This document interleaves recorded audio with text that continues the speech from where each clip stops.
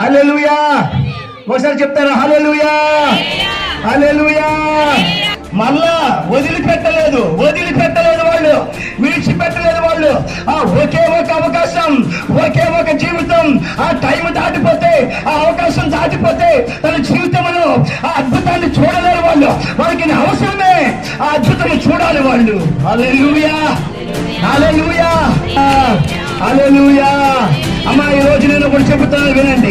కుమారపురం గ్రామానికి నేను తెలియజేసేది ఒకటే.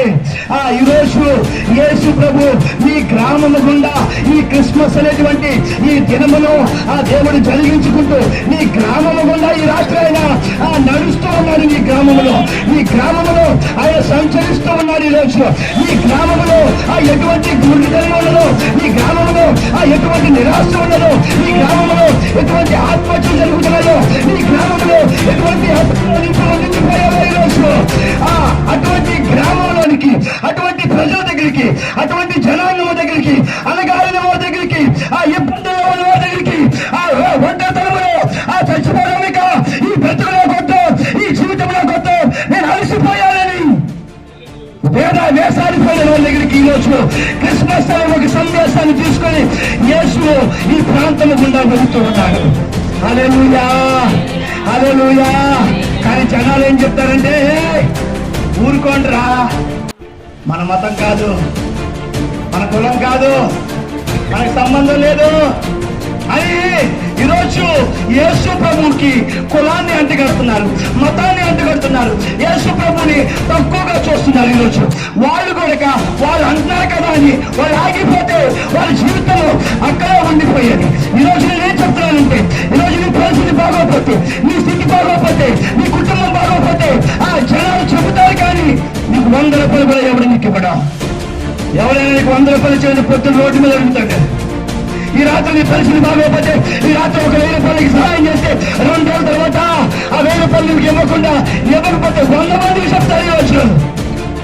కానీ మనం ఏం చేస్తున్నామంటే, ఆయన మాకు సంబంధించినవాడు కాదు, మా కులము కాదు, మా మతం కాదు, ఎలాగైనా ఎలాగోలాగా నా చచ్చిపోతే ఎలాగే చచ్చిపోతామని మనుషులు యేసు దగ్గరికి రాలేకపోతున్నారు.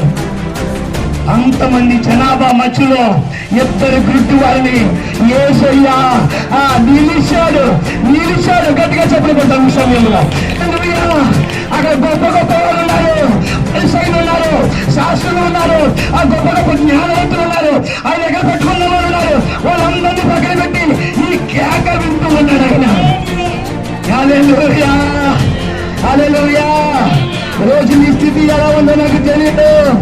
యేసయ్యను పిలవడానికి, యేసయ్య దగ్గరికి రావడానికి నువ్వు ఇష్టపడితే కనుక ఈ రాత్రి ఆయన ఈ స్థలంలో నిలబడి ఉన్నాడు. ఈరోజు నీ జీవితంలో ఉన్నతమైన అద్భుతాన్ని దేవుడు చేయబోతున్నాడు. ఈరోజు ఏమైనా హల్లెలూయా. ఆఖరికి వచ్చేసింది నీ జీవితం, ముగింపుకు వచ్చేసింది నీ జీవితం. ఇక ఏమీ లేదు నీ జీవితంలో.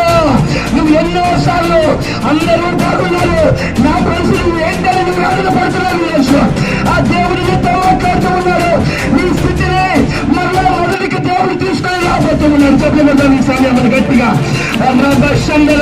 హల్లెలూయా, హల్లెలూయా, హల్లెలూయా.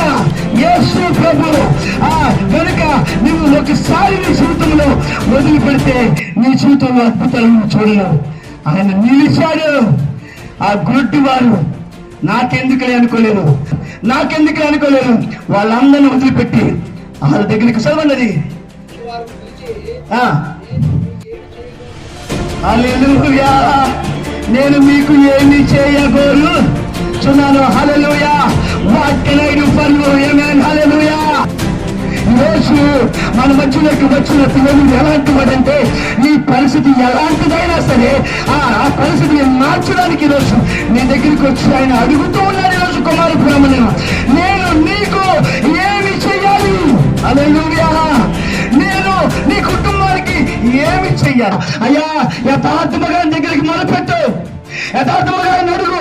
ఈరోజు దేవుడు ఈ ప్రాంతంలో ఈ నూతన సంవత్సరంలో అద్భుతాలు దేవుడు చేయబోతున్నాడు. గట్టిగా చెప్పబోతున్న సమయంలో 2025లో కుమారపురం ప్రజలారా, మీరు ఏ స్థితిలో ఉన్నారో నాకు తెలియదు, కానీ యేసయ్య మీకోసము నిలిచి మిమ్మల్ని చూసి ఒక ప్రశ్న అడుగుతున్నారు. నేను మీ కొరకు ఏమి చేయాలి?